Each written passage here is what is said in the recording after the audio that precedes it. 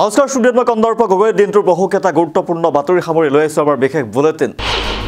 পঞ্চায়ত নিৰ্বাচনক লৈ গুৱাহাটী উচ্চ ন্যায়ালয়ৰ গুৰুত্বপূৰ্ণ নিৰ্দেশনা। 5খন জিলাৰ 9খন পঞ্চায়তত থকা নিৰ্বাচনী স্থগিতাদেশ বাতিল। পূৰ্বৰ সিদ্ধান্তত স্থগিতাদেশ উচ্চ ন্যায়ালয়ৰ খণ্ড বিচাৰপীঠৰ 6 ফেব্ৰুৱাৰীত গোচৰটোৰ পুনৰ শুনানিৰ দিন ধাৰ্য। নিৰ্বাচনী প্ৰক্ৰিয়াত সমান্তৰালকৈ চলিব বিচাৰ প্ৰক্ৰিয়াও।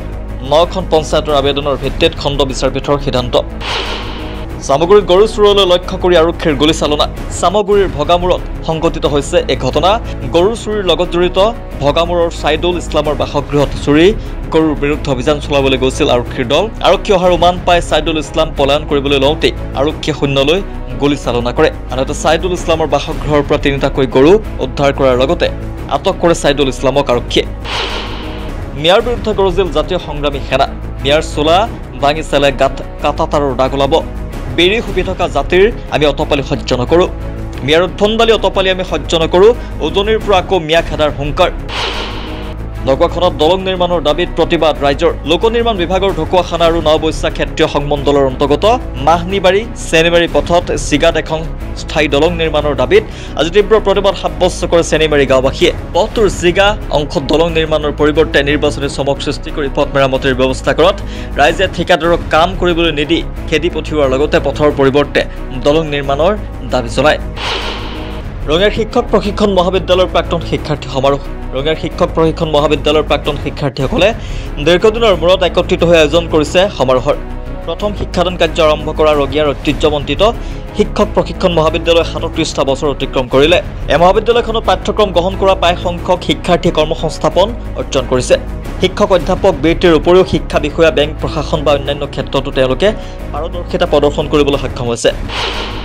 ইউক্ৰেইনৰ সৈতে যুদ্ধ বন্ধ কৰক, পুটিনক ধমক ট্ৰাম্পৰ। যেন সমুখ সমৰত দুই মহাশক্তিশালী ৰাষ্ট্ৰপতি। শপত লৈ পুটিনৰ বিৰুদ্ধে সৰব হ'ল ডনাল্ড ট্ৰাম্প। যুদ্ধ বন্ধ নকৰিলে পৰিণাম ভয়ংকৰ হ'ব বুলিও সকিয়নি। বিপদত বিজেপিৰ পৰা সমৰ্থন প্ৰত্যাহাৰ নীতিশ কুমাৰৰ জেডিৰ সিদ্ধান্তত সৰুঠাকত বিজেপি।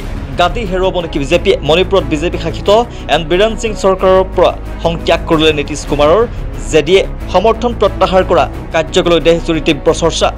বিহাৰ নিৰ্বাচনৰ পূৰ্বে নীতিশ কুমাৰৰ সিদ্ধান্তত চিন্তা বাঢ়িল বিজেপিৰ। প্ৰাক্তন সেনা বিষয়াই নৃশংসভাৱে হত্যা কৰিলে পত্নীক। তেলেংগানাৰ ৰংগাৰেড্ডী জিলাত সংঘটিত হৈছে এই ঘটনা। পত্নীক হত্যা কৰি ৰান্ধি অৱশিষ্টখিনি পেলাই দিলে সমীপৰ পুখুৰীত। ইতিমধ্যে আৰক্ষীয়ে গ্ৰেপ্তাৰ কৰিছে প্ৰাক্তন সেনা জোৱান গুৰুমূৰ্তিক। বছৰৰ প্ৰথম টি20ত ইংলেণ্ডৰ বিৰুদ্ধে ভাৰতৰ বৃহৎ জয়। কলকাতা ইডেন গাৰ্ডেনত অনুষ্ঠিত হোৱা টি20 খেলত ইংলেণ্ডক 7 উইকেটত পৰাস্ত কৰে ভাৰতে। ইংলেণ্ডে প্ৰথম বেটিং কৰি 20 অভাৰত 10টা উইকেট হেৰুৱাই 132 ৰান সংগ্ৰহ কৰে।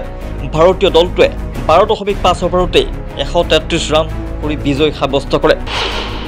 চেম্পিয়নছ ট্ৰফিত পোচাক বিধি অনুসৰণ কৰিব ভাৰতে। চেম্পিয়নছ ট্ৰফিত ভাৰতে নিজৰ জাৰ্চিত পাকিস্তানৰ নাম নিলিখে বুলি চৰ্চা চলি থকাৰ মাজতে পোচাক বিধি অনুসৰণ কৰিবলৈ সন্মত হৈছে ভাৰতীয় দলটো।